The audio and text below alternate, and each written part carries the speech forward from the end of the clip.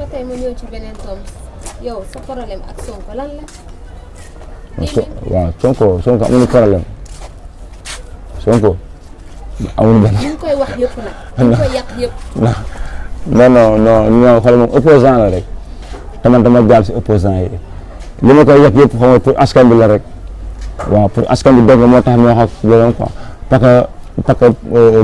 mën nga gëm Sonko chaque instant ay problème nga dégg mu koy expliqué quoi ay problème nag teg ay solution quoi Sonko xool citoyen Sénégal la mën na nekk moom bokk na si mën na nekk xool candidat Karim Wade mën na nekk candidat Khalifa Sall mën na nekk candidat Idrissa Seck mën na nekk candidat kenn mën na nekk xool candidat tu vois l'avenir devant toi quoi maanaam dama bëgg nit ku gëm boppam man dama gëm nit ku gëm boppam man dama bëgg loolu quoi nga gëm sa bopp quoi. yes sir. tey ma ñëw ci leneen rey yu bëri ci réew mi pour yow lan moo ko waral. voilà ba crime non pas kenn ñemeetul sax dox ba timis.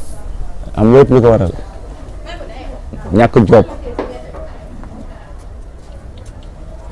foog ñu waxante dëgg message bi dama koy lancé l'état mooy le président Macky Sall quoi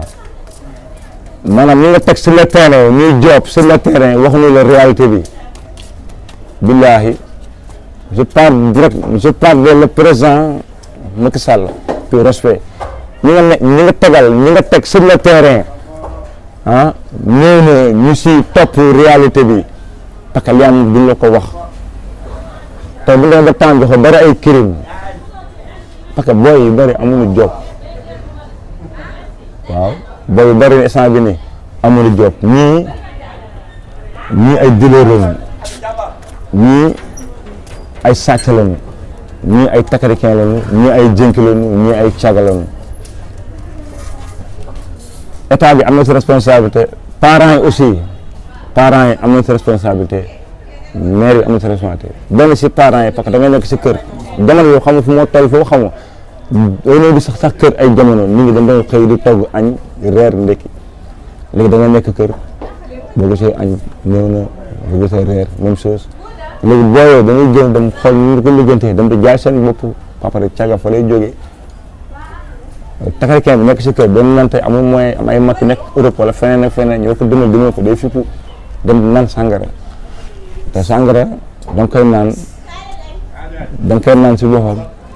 boo fa jógee xam fa mujjee def loo musul def dem tëdd sa yaay